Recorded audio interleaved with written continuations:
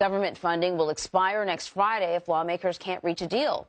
So joining us now is CBS News congressional correspondent Nicole Killion. Wow, he didn't get much of a honeymoon period, did he, Nicole?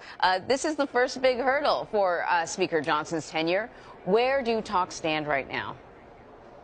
Well, the Speaker has made clear that he plans to lay forth his next steps soon.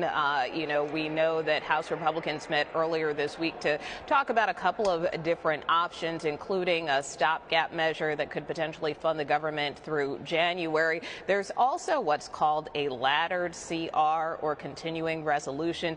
This is something where instead of just doing a blanket extension, instead this would be more of a staggered approach, where individual agencies might be extended in terms of their funding for a particular period of time. I did ask the Speaker earlier this week, why even try something new when you have less than 2 weeks to get this done?